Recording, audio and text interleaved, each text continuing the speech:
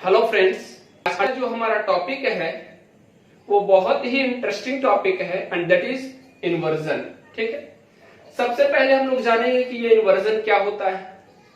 किसी competitive examination में इस इन्वर्जन टॉपिक का कितना इंपॉर्टेंस है, क्या वेटेज है, इससे कितने क्वेश्चंस पूछे जाते हैं और किस तरह के क्वेश्चंस को इसमें से फॉर्मुलेट किए जाते हैं।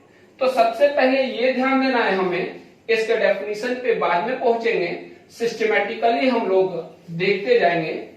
सबसे बड़ी बात कि जब भी अब ये हमें ध्यान देना है कि इन्वर्जन ग्रामर का कोई पर्टिकुलर चैप्टर नहीं है, ये एकमात्र टॉपिक है जिसे विभिन्न चैप्टर से निकाला गया है। और यकीन मानो कि ये चैप्टर इतना इंपॉर्टेंट है कि किसी भी कॉम्पिटिटिव एग्जामिनेशन में इससे क्वेश्चन आना तय माना जाता है। या तो वो कॉमन एरर के रूप में आ जाए, या तो सेंटेंस इंप्रूवमेंट के रूप में आ जाए, या हो सकता है कि फिलर के रूप में आ जाए, लेकिन इस टॉपिक इन्वर्जन से क्वेश्चन आना तय माना जाता है। और क्वेश्चन कैसे फॉर्मुलेट किए जाते हैं ध्यान देना। हो सकता है कि इस इन्वर्जन से वर्ब को रिलेट कर दिया जाए और यहां से क्वेश्चन आ जाए। हो सकता है कि इसी इन्वर्जन को एडवर्ब से रिलेट किया जाए, यहां से भी क्वेश्चन आ सकता है। या हो सकता है इस इन्वर्जन को कंजक्शन से रिलेट करके क्वेश्चन पूछ दिया जाए। या हो सकता है कि इन्वर्जन को कंडीशनल सेंटेंस से क्वेश्चन रिलेट करके पूछा जाए। तो विभिन्न प्रकार के जितने भी कॉन्सेप्ट है इससे क्वेश्चंस पूछा जा सकता है। इसलिए आज आपका सेपरेट क्लास चल रहा है इन्वर्जन का, क्योंकि मोस्ट इंपॉर्टेंट टॉपिक है।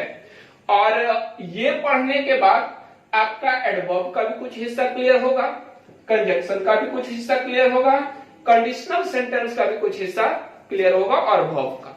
इसीलिए मैंने पहले बता दिया कि बहुत ही इंपॉर्टेंट टॉपिक है और आप सभी लोग इस वीडियो को बहुत ध्यान से और अंतिम तक देखेंगे। ठीक है, तो अब हम लोग चलते हैं कि इन्वर्जन क्या है। इन्वर्जन के बाद इसका जो क्वेश्चंस फॉर्मुलेट करने के रूल हैं वो क्या क्या है, कैसे फॉर्मुलेट किए जाते हैं इन्वर्जन का क्वेश्चन। शुरू में थोड़ा आपको आसान लगेगा क्योंकि आप किसी सेंटेंस को अफर्मेटिव से इंट्रोगेटिव ट्रांसफॉर्म करना जानते हैं, लेकिन जैसे इसके सेक्टर से ये बाहर आता है थोड़ा प्रॉब्लम क्रिएट करता है। ध्यान देना, इन्वर्जन बना है सब इनवर्स से। किससे? इनवर्स से। और मैथमेटिक्स में भी आप पढ़ते हैं इनवर्स ट्रिग्नोमेट्री वगैरह। तो ये इनवर्स का मतलब क्या होता है? इनवर्स का मतलब होता है अपोजिट। इनवर्स का मतलब अपोजिट। अपोजिट कहने का मतलब उल्टा। जैसे मान ली जाए ये कोई व्यक्ति है, अगर इस व्यक्ति को हम इस रूप में रखें तो ये व्यक्ति इस व्यक्ति का क्या है? इन्वर्टेड फॉर्म है, मतलब उल्टा है, इसका अपोजिट है। तो जब भी हम किसी चीज को इन्वर्टेड फॉर्म में रखते हैं तो वो इन्वर्जन कहलाता है। ठीक है ना? तो यहां तो इस व्यक्ति का इन्वर्जन हो रहा है, लेकिन ये इन्वर्जन हम जब इंग्लिश ग्रामर पढ़ रहे हैं तो यहां सेंटेंस का इन्वर्जन होगा। किसका इन्वर्जन होगा? सेंटेंस का इन्वर्जन होगा। ध्यान रखना, इन्वर्जन जो होता है वो दो फॉर्म में होता है, ऑक्सिलरी वर्ब और मेन वर्ब। कभी कभी किसी किसी के मन में संकोच होता है कि सर जब हम किसी सेंटेंस को इंट्रोगेटिव फॉर्म में रखते हैं, इंट्रोगेटिव फॉर्म में लिखते हैं, तो वहां इंपॉर्टेंस ऑक्सिलरी वर्ब का होता है, मेन वर्ब का नहीं होता है। तो ध्यान रहे, जब भी हम किसी सेंटेंस को इंट्रोगेटिव फॉर्म में रखें तो जितना इंपॉर्टेंस ऑक्सिलरी वर्ब का होता है उतना ही इंपॉर्टेंस मेन वर्ब का भी होता है। यहां तक कि यदि सेंटेंस में ऑक्सिलरी वर्ब नहीं आया हो तब पर भी उस सेंटेंस में इन्वर्जन होगा। तो सबसे पहली बात नोट करने की यह है कि सेंटेंस में चाहे ऑक्सिलरी वर्ब आया हो, चाहे मेन वर्ब आया हो, चाहे दोनों आया हो, इन्वर्जन होगा। ठीक है, इन्वर्जन होगा, लेकिन उसके कुछ रूल्स होते हैं कि कहां इन्वर्जन होता है, कहां इन्वर्जन नहीं होता है। ध्यान देना, एक जनरल सेंटेंस को हम लेकर के चल रहे हैं। क्या लेके चल रहे हैं? अब जनरल सेंटेंस का स्ट्रक्चर तो ये होता है, ठीक है ना? ये हमारा क्या है? General sentence. और अगर कहा जाए कि भाई इन्वर्जन करना है, इन्वर्टेड फॉर्म में लिखना है, तो यहां सेंटेंस को क्या करो? उलट दो।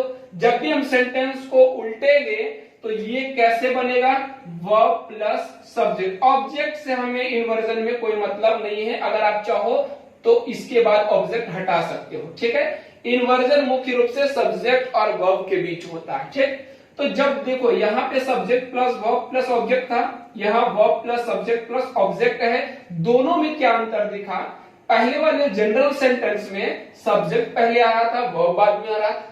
जब हम इन्वर्जन वाले रूल को फॉलो करवाएं, कहने का मतलब जब हम किसी सेंटेंस को इन्वर्टेड फॉर्म में लिखें तो इन्वर्टेड फॉर्म में सब्जेक्ट से पहले क्या आ गया, वर्ब आ गया।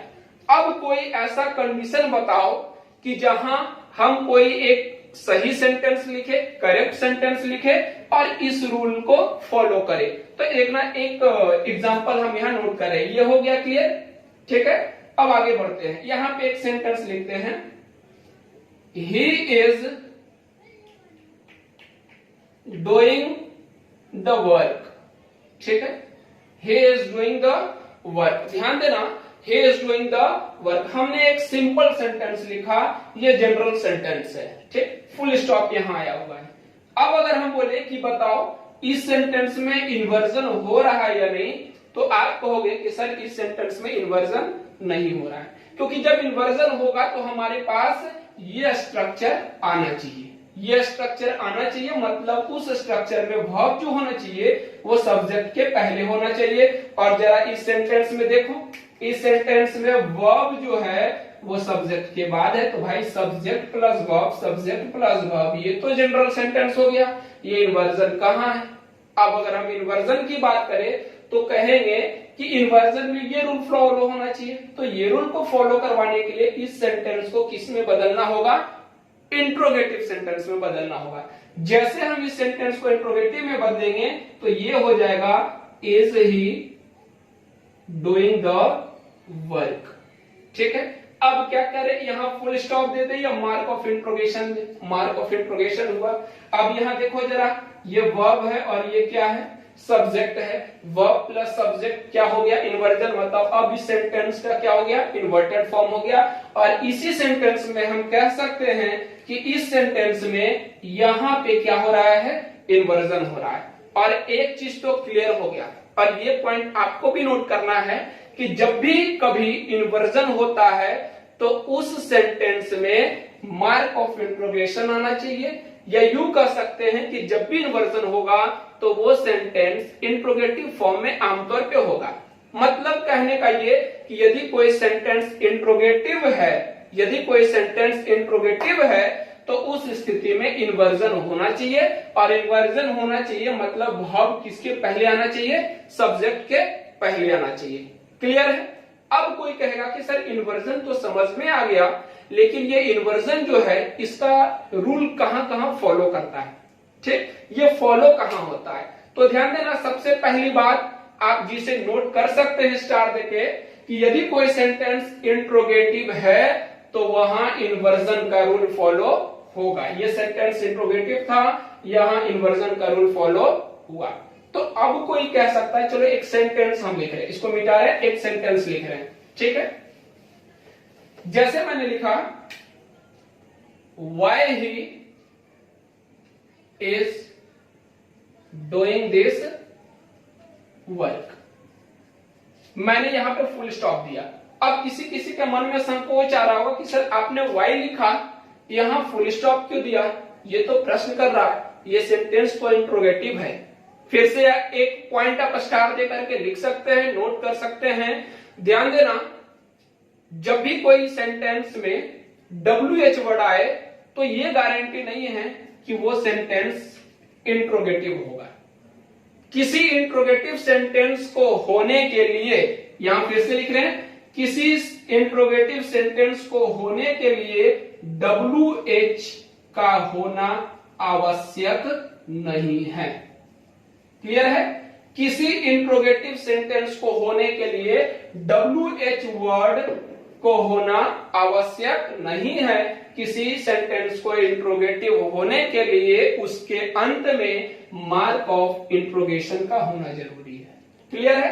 अगर ये मार्क ऑफ इंट्रोगेशन आया तभी वो सेंटेंस इंट्रोगेटिव हो सकता है, अदरवाइज ये सारे शब्द आने से कोई सेंटेंस इंट्रोगेटिव नहीं हो सकता है। तो कोई ये नहीं कह सकता कि सर यहां तो क्लियर है he is doing this work, लेकिन जैसे हम वाई हटाए तो यहाँ पे फुल स्टॉप क्यों आया।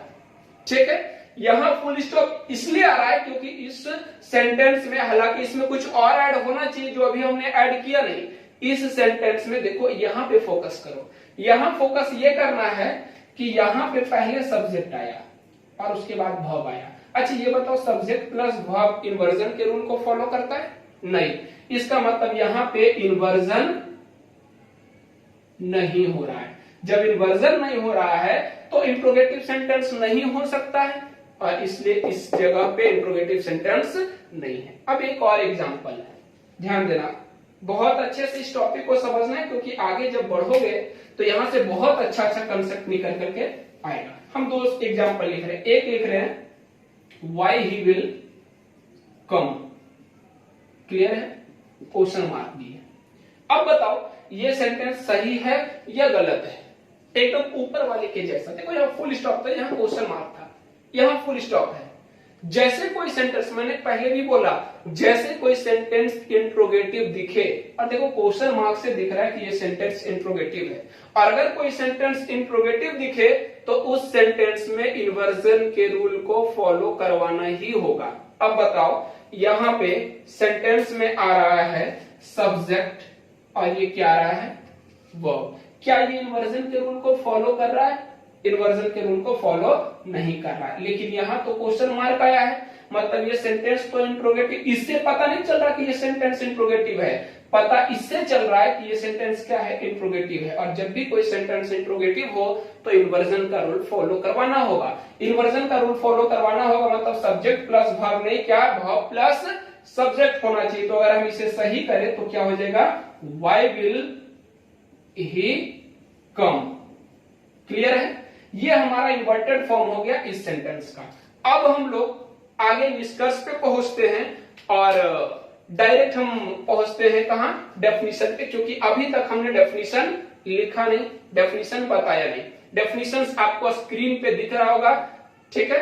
क्या लिखा गया है, व्हेनेवर, या हम कह सकते हैं inversion means putting the verb before the subject, और we can say that when verb comes before the subject. कहने का मतलब यदि हम वर्ब को सब्जेक्ट के पहले रखें तो इन्वर्जन कहलाएगा, या यूं कह सकते हैं कि यदि वर्ब सब्जेक्ट के पहले आ जाए तो क्या कहलाएगा, इन्वर्जन कहलाएगा।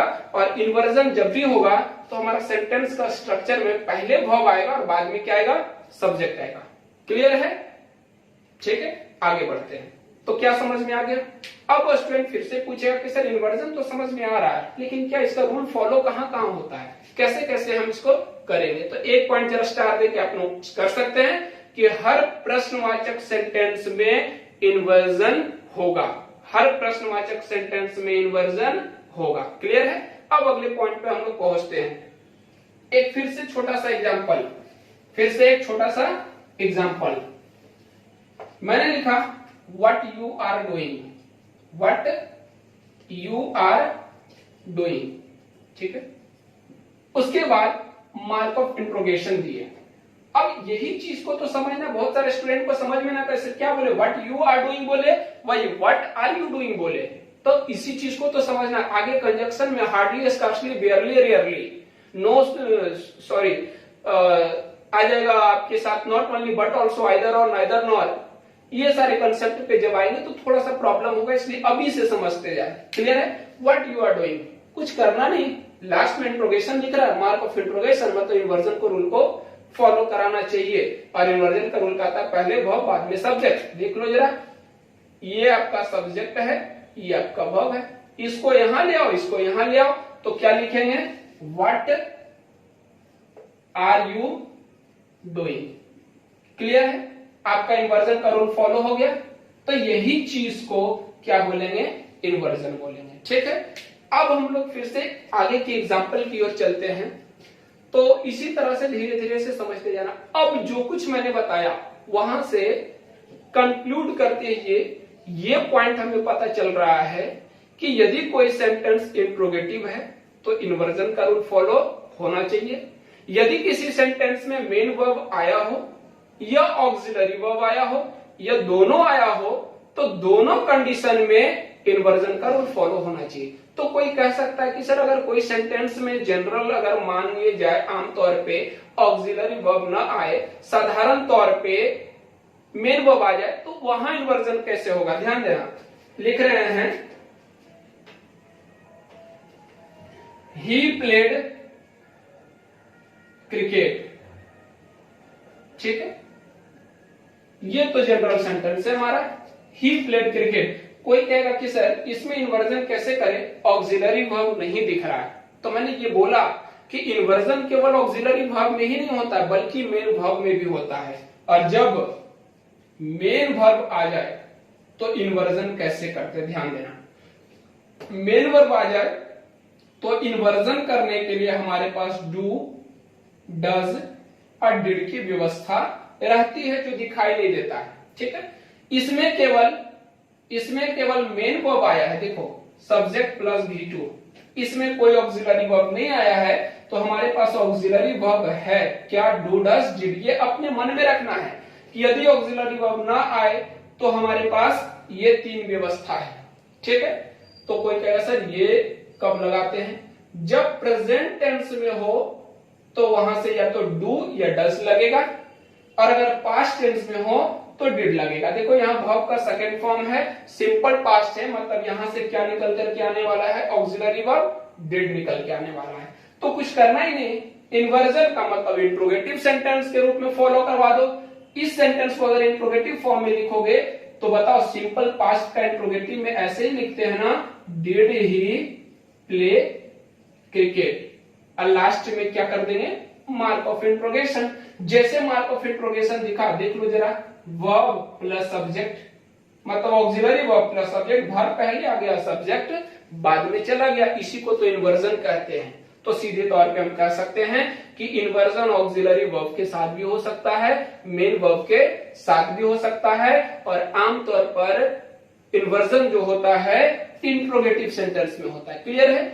आगे जब हम पढ़ेंगे तो कभी कभी यह भी देखने को मिलेगा कि कोई सेंटेंस इंट्रोगेटिव नहीं है, कोई सेंटेंस इंट्रोगेटिव नहीं है, उसके बावजूद भी क्या हो रहा है, इन्वर्जन हो रहा है। तो आखिर ये कौन सा क्लू है कि कोई सेंटेंस इंट्रोगेटिव नहीं है फिर भी इन्वर्जन हो रहा है, ठीक है। तो चलो इसके बाद हम लोग कुछ एग्जाम्पल करते हैं, वहां से बेहतर ढंग से समझ में आएगा। क्लियर है? कुछ एग्जाम्पल हम लोग करने वाले हैं, एग्जाम्पल से क्लियर हो जाएगा। एक एग्जाम्पल देखना, यहां बहुत अच्छा से पता चलेगा। He asked me when he would come। अब देखो यहां पे जैसे ही मैंने लिखा मार्क ऑफ इंट्रोगेशन, सेंटेंस तो कुछ बड़ा लग रहा है, ये मार्क ऑफ इंट्रोगेशन है। क्लियर है? और आपको इस तरह का सेंटेंस नरेशन में देखने को मिलता है कि सेड को टोल्ड में आस्क में बदलते हैं। क्लियर है? तो मैंने ये सेंटेंस लिखा, और जब भी कोई सेंटेंस इस फॉर्म में लिखा गया तो स्टूडेंट ये अमूमन प्रॉब्लम में फंसते हैं क्या, कि यहाँ पे कुछ गड़बड़ लगता है, वेन के साथ वुड ही लगाएं कि ही वुड लगाएं, कुछ करना ही। लास्ट में देखो क्या है, क्वेश्चन मार्क है, और जब लास्ट में क्वेश्चन मार्क है इसका मतलब स्पष्ट हो गया कि हमें इन्वर्जन के रूल को फॉलो करवाना है। ठीक है?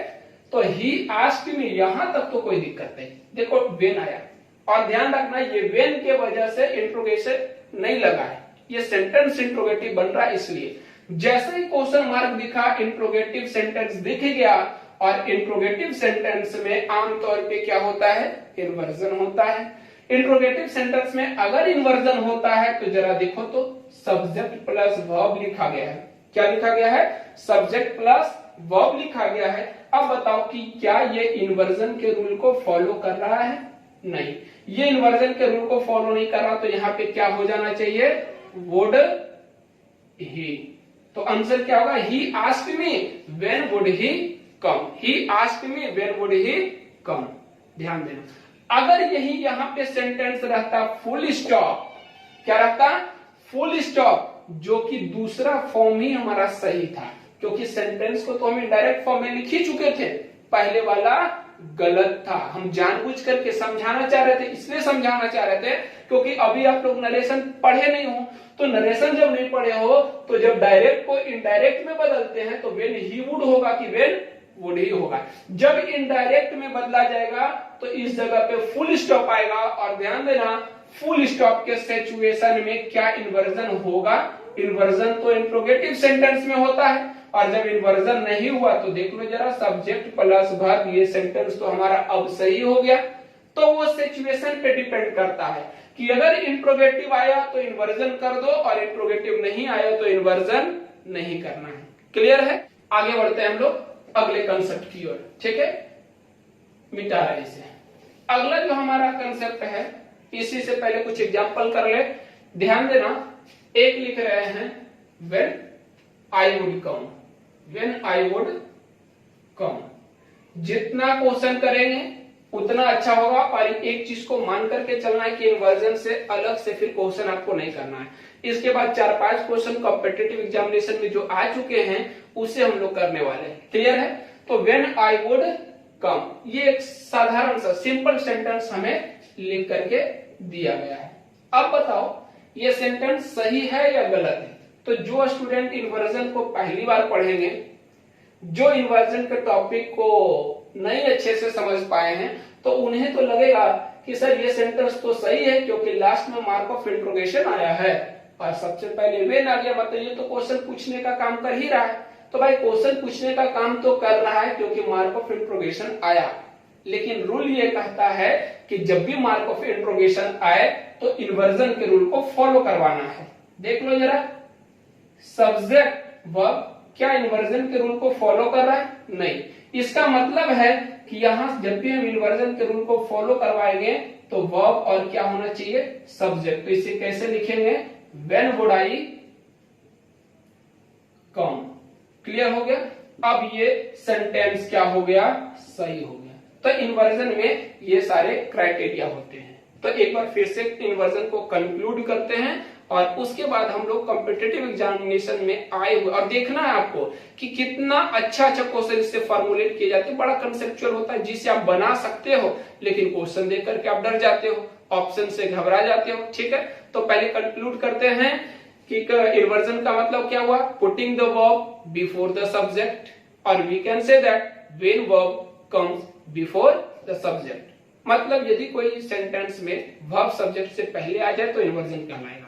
और जनरली इंट्रोगेटिव सेंटेंस में इन्वर्जन होता है।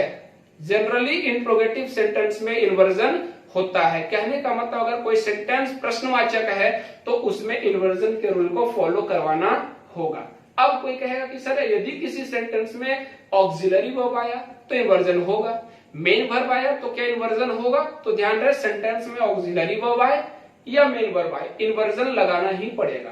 कारण कि अगर मेन वर्ब आया है तो मैंने व्यवस्था बताया कि मेन वर्ब आया है तो प्रेजेंट टेंस फॉर्म में डू डज और पास्ट टेंस में डिड का सहारा लेते हैं। क्लियर है? और एक चीज का ये ध्यान रखना है कि यदि किसी सेंटेंस में WH वर्ड आया है तो उससे हमें नहीं पकड़ना है कि सेंटेंस हमारा इंट्रोगेटिव होगा। अगर सेंटेंस इंट्रोगेटिव है तो अंत में मार्क ऑफ इंट्रोगेशन अवश्य होगा। क्लियर है? इतने सारे चीजों पे हमने डिस्कस किया, उसके बाद कुछ एग्जाम्पल किए। अब आपके सामने आ रहा है कॉम्पिटिटिव एग्जामिनेशन का कुछ क्वेश्चन। ठीक है, अब उस पे हम लोग डिस्कस करें। तो चले हम लोग देखते हैं स्क्रीन पे कुछ कॉम्पिटिटिव एग्जामिनेशंस में पूछे गए क्वेश्चंस को। ठीक है, सबसे पहला क्वेश्चन जो है हमारा LDC में CHSL में पूछा गया है इसी टॉपिक को लेकर। लेकिन जब आप इस क्वेश्चन को डील करोगे तो आप उस समय ये नहीं समझ पाओगे कि ये क्वेश्चन कंजक्शन का है, एडवर्ब का है, एडजेक्टिव का है, या टाइम एंड टेंस का है, या नरेशन का। वहां जज करना थोड़ा मुश्किल होगा। तो ध्यान देना है कि पहले सेंटेंस को देखिए, इंप्रूवमेंट में दिया गया था।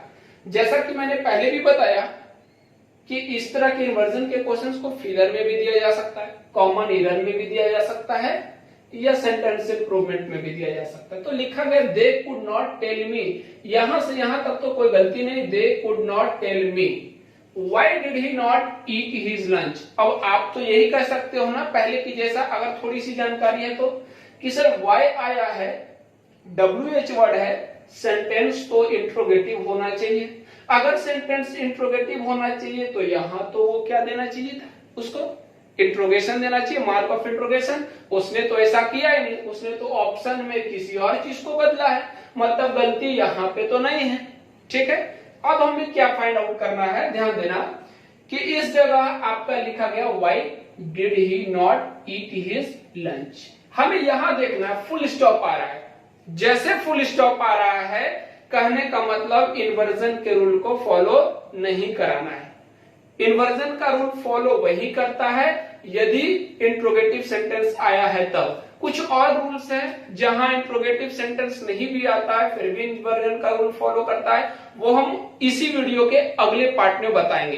कहने का मतलब जब इन्वर्जन का सेकेंड पार्ट आएगा उसमें डील करेंगे कि कभी कोई सेंटेंस इंट्रोगेटिव नहीं है फिर भी इन्वर्जन का रूल फॉलो करता है। लेकिन अभी तक हम लोगों ने जितना सीखा उसमें से ये पता चला कि लास्ट में फुल स्टॉप है, मार्क ऑफ इंट्रोगेशन नहीं है, तो फुल स्टॉप है तो इन्वर्जन का रूल फॉलो नहीं होना चाहिए। देखो तो जरा, यहां पे आया वाई डिड ही, ये डिड क्या है, वर्ब है, और ये ही क्या है, सब्जेक्ट है। अगर डिड वर्ब है और ये सब्जेक्ट है, कहने का मतलब वर्ब तो सब्जेक्ट के पहले आ ही गया, मतलब ये तो इन्वर्जन वाले रूल को दिखा रहा है, और ये कह रहा है कि इन्वर्जन नहीं लगना चाहिए, मतलब गलती यहाँ पे हो चुका है। इन्होंने इन्वर्जन के रूल को फॉलो करवा लिया और अंत में क्या है, फुल स्टॉप है। ठीक है, तो यहाँ पे इन्वर्जन का रूल फॉलो नहीं करना चाहिए। तो पहला जो अंतिम हमारा ऑप्शन है डी, नो इम्प्रूवमेंट, मतलब कोई गलती है ही नहीं, सही है, ये तो गलत हो गया। इसमें तो गलती है कि फुल स्टॉप आ रहा है, इन्वर्जन नहीं होना चाहिए था, इन्वर्जन कर दिया। ठीक है, ये गलती हो गया। अब देखो क्या करना है कि y के बाद हमको इन्वर्जन लगाना है। इन्वर्जन का मतलब पहले इन्वर्जन लगाना नहीं, फुल स्टॉप है तो पहले क्या करेंगे, हम सब्जेक्ट को रखेंगे और बाद में वर्ब को रखेंगे। तो देखो सब्जेक्ट और वर्ब यहां है, सब्जेक्ट और वर्ब यहां है, और ये तो इन्वर्जन रूल ही दिखा रहा, पहले वर्ब बाद में सब्जेक्ट। कहने का मतलब ये तो खैर हो ही नहीं सकता, ये तो गलत हो गया, इन्वर्जन रूल फॉलो करवा रहा है। लेकिन सी और डी में पहले सब्जेक्ट बाद में वर्ब, पहले सब्जेक्ट और बाद में वर्ब। तो आखिर क्या होगा, तो एक चीज देखो, यहाँ पे he had not at, had के बाद वर्ब का सेकेंड फॉर्म आता है क्या, वर्ब के थर्ड फॉर्म आना चाहिए, मतलब ये गलत हो गया। अब देखो तो जरा, डिड के बाद वर्ब का फर्स्ट फॉर्म आता है, मतलब आंसर हमारा क्या हो गया, बी नंबर। अब चलते हैं अगला क्वेश्चन, क्वेश्चन नंबर 2 पे। Did he tell you why he hasn't come yesterday.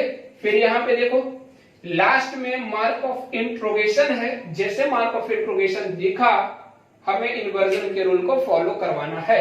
और जरा यहां गौर करो, सब्जेक्ट वर्ब, क्या लग रहा है इन्वर्जन का रूल फॉलो कर रहा है, नहीं कर रहा है।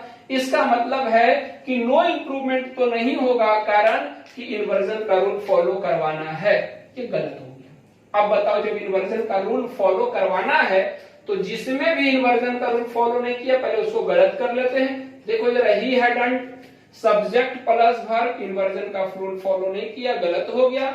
या तो ये होगा या फिर ये होगा। तो कोई कहेगा सर ये होगा या ये होगा, दोनों तो कुछ मिलता जुलता लग रहा है। लेकिन ध्यान देना भाई, डिड ही टेल यू, ये हमारा जो सेंटेंस जा रहा है वो पास्ट में जा रहा है, डिड ही। जब ये सेंटेंस पास्ट में जा रहा है तो आगे भी पास्ट का ही रूपरेखा बना हुआ रहेगा। इसका मतलब आंसर क्या हो जाएगा हमारा, हैडंट ही कम। ये नहीं हो सकता क्योंकि फर्स्ट जो क्लाउज है हमारा पास्ट में, तो आगे चलने के बाद वो भी पास्ट में ही होगा। ये टाइम एंड टेंस वगैरह में कुछ सीखना है, ठीक है। उसके बाद अगला थर्ड क्वेश्चन पे आते हैं हम लोग। देखो हैडंट ही वर्ब सब्जेक्ट, ये वर्ब प्लस सब्जेक्ट, इन्वर्जन का रूल फॉलो कर गया, कारण कि हमारे को इंट्रोडक्शन था, ठीक। अगला question, I asked him, IBPS clerk में पूछा गया क्वेश्चन है, I asked him how could he go out if it started running. फिर से देखो लास्ट में मार्क ऑफ इंट्रोगेशन दिख रहा है, क्वेश्चन मार्क दिख रहा है, इसका मतलब है इसके बाद जो है यहाँ पे इन्वर्जन फॉलो करवाना है। इन्वर्जन फॉलो करवाना है, क्योंकि लास्ट में मार्क ऑफ क्या दिख रहा है, इंट्रोगेशन दिख रहा है। अच्छा ये बताओ, यहाँ पे इंट्रोगेशन जो दिख रहा है, ये अंत में जो इंट्रोगेटिव मार्क दिख रहा है, ये कह रहा है कि इन्वर्जन का रूल फॉलो होना चाहिए। ठीक है, कुछ गड़बड़ किसी तरह का इफ इट स्टार्टेड, हाँ थोड़ा सा प्रॉब्लम हुआ है, लास्ट में इंट्रोगेशन नहीं है, यहाँ फुल स्टॉप कर लो। ठीक है, लास्ट में क्या करना है, फुल स्टॉप। तो I asked him how could he go out if it started running, full stop है। भाई ये बताओ इन्वर्जन होगा कि नहीं होगा, नहीं होगा। इसका मतलब ये तो पहले ही इन्वर्जन करके दिया, वर्ब प्लस सब्जेक्ट, मतलब ये तो गलत है। अगर नो इंप्रूवमेंट कर रहा तो गलत है, क्योंकि इसमें सुधार की आवश्यकता है, फुल स्टॉप है, इन्वर्जन करके दे दिया, इन्वर्जन नहीं होना चाहिए, तो ये तो गलत हो गया। मतलब इन्वर्जन नहीं होना चाहिए, और जिस जिस ऑप्शन में इन्वर्जन किया है वो गलत होगा। देखो जरा, can he verb plus subject inversion किया है, ये भी नहीं हो सकता। ठीक है, अब ही कुड गोज आउट होगा या ही कुड गो आउट होगा, सिंपल है, कुड के बाद V1 होता है, V5 नहीं होता, तो आंसर क्या हो जाएगा, बी नंबर। क्लियर है। उसके बाद अगला क्वेश्चन पे चलते हैं, जो कि सीपीओ में पूछा गया है। इस क्वेश्चन में दिया गया है I asked the traveller where is he going. इस क्वेश्चन में हमें यह दिखाई दे रहा है कि अंत में फुल स्टॉप है, मार्क ऑफ इंट्रोगेशन नहीं है। इसका मतलब है कि जब फुल स्टॉप है तो इन्वर्जन का रूल फॉलो नहीं होना चाहिए। देखो भाई, यहाँ पे पहले वर्ब आया, फिर सब्जेक्ट आया, पहले वर्ब आ गया, इसका मतलब ये तो इन्वर्जन फॉलो करवा दिया, जबकि इसके आधार पे, फुल स्टॉप के आधार पे इन्वर्जन नहीं होना चाहिए था। तो जिस जिस ऑप्शन में इन्वर्जन फॉलो करवाया गया है वो ऑप्शन हमारा क्या होगा, गलत होगा। एक तो ये गलत हो गया, क्योंकि यहीं पे इन्वर्जन फॉलो करवा दिया, जो कि नहीं होना चाहिए। दूसरा, बी ऑप्शन हमारा नहीं होगा, क्योंकि देखो वेयर के बाद वाज ही, पहले वर्ब फिर सब्जेक्ट, इसमें भी इन्वर्जन का रूल फॉलो करवाया, ये भी नहीं होगा। उसके बाद ए नंबर में है वेयर इज ही और वेयर ही वाज। अच्छा ये बताओ, दोनों में सब्जेक्ट वर्ब दोनों में इन्वर्जन का रूल फॉलो नहीं हो रहा है, तो क्या दोनों सही होगा, नहीं। इस स्थिति में हम पहले वाले क्लाउज को देखते हैं। देखो पहला है subject plus V2 plus object, मतलब पहला वाला जो क्लाउज है हमारा सिंपल पास्ट में, मतलब पास्ट का कोई फॉर्म में है, तो आगे भी पास्ट का ही फॉर्म बना रहेगा। उस स्थिति में क्या करेंगे, पास्ट को ही सेलेक्ट करना होगा, वेयर ही वाज वाले ऑप्शन को सेलेक्ट करना होगा। क्लियर है। तो ये सारे कंसेप्ट क्लियर हो चुके। मैं आपसे इसको मिटा करके मैं आपसे एक और क्वेश्चन पूछना चाह रहा हूं, उसका जवाब आपको देना है। क्लियर है। देखना जरा, इसको मिटा रहा हूं, एक क्वेश्चन बस, उसका जवाब आप सभी को देना है। अगर उसका जवाब दिए, इसका मतलब कि अब तक आपका ये इन्वर्जन का रूल क्लियर है। अभी बस एक ही कंसेप्ट पे राउंड अबाउट हम लोग घूम रहे हैं। अगला जो हमारा पार्ट 2 आएगा, उसमें बहुत इंपॉर्टेंट कंजक्शन से रिलेटेड, एडवर्ब से रिलेटेड इन्वर्जन आने वाले हैं, और उस वीडियो को बिल्कुल भी आप लोग ना छोड़ें। ये हमारा फंडामेंटल था किस चीज का, इन्वर्जन का। एक क्वेश्चन दे रहे हैं, where did you came from, where did you came from. अब ध्यान देना, यहां पे हमने क्या लिखा, मार्क ऑफ इंट्रोगेशन। अब प्रॉब्लम कुछ क्रिएट हो सकता है, किसी किसी को लग रहा होगा कि सर मार्क ऑफ इंट्रोगेशन आया, इन्वर्जन का रूल फॉलो होना चाहिए, इन्वर्जन का रूल फॉलो है। देख लो जरा, मार्क ऑफ इंट्रोगेशन आया है, इंट्रोगेटिव सेंटेंस है, इन्वर्जन का रूल फॉलो होना चाहिए, पहले वर्ब बाद में सब्जेक्ट। भाई यही तो है इन्वर्जन, इन्वर्जन तो हो गया। बताओ इसका आंसर, कुछ प्रॉब्लम, कहीं कोई गलती, ऑप्शन नहीं दे रहे, डायरेक्ट आपको आंसर सेलेक्ट करना है। गलती है, क्या गलती है, ध्यान देना। इन्वर्जन का रूल तो फॉलो हुआ, कोई दिक्कत नहीं, यहां तो इसके आधार पे कोई गलती नहीं है। लेकिन एक चीज का हमेशा ध्यान रखना कि ये जो आगे चल करके केम आया है, ये वर्ब का फर्स्ट फॉर्म है, वर्ब का। अब प्रॉब्लम ये है कि इसी टॉपिक के पीछे छोटा सा क्वेश्चन भी डाला जाता है। आप ध्यान दोगे, यहां मारोगे आंसर नो इम्प्रूवमेंट, क्योंकि इन्वर्जन का रूल फॉलो होना चाहिए। इन्वर्जन का रूल फॉलो है, कोई गलती नहीं है। आगे भी देखो कि आगे कोई वर्ब क्या लगाया गया है। तो ये वर्ब का फर्स्ट फॉर्म है, क्या लगता है डू डज डिड के बाद वर्ब का फर्स्ट फॉर्म आता है या कुछ और आता है, सेकेंड फॉर्म आता है या फिफ्थ फॉर्म आता है। आपको पता है कि डू डज डिड के बाद वर्ब का फर्स्ट फॉर्म आता है। तो यहाँ केम कैसे हो सकता है, यहाँ पे क्या हो जाएगा कम, आंसर क्या होगा where did you come from. अब ये सही होगा, ठीक है। तो उम्मीद करते हैं कि इन्वर्जन का फर्स्ट पार्ट आपको समझ में आ गया होगा, ठीक है। और अगले क्लास में इन्वर्जन का सेकंड पार्ट आएगा। और ध्यान रहे इन्वर्जन के सेकंड पार्ट का वीडियो बिल्कुल भी ना छोड़े, कारण कि अभी तो ये फंडामेंटल था इन्वर्जन का, यहां से भी कुछ क्वेश्चंस आपको सिखा दिया गया कि कैसे बनाना है, कैसे क्या करना है। अगला जो पार्ट है वो कंजक्शन इन्वर्जन के टॉपिक से रिलेटेड, साथ ही साथ कंडीशनल सेंटेंस से रिलेटेड, एडवर्ब से रिलेटेड और कुछ टॉपिक वर्ब से रिलेटेड, ठीक है।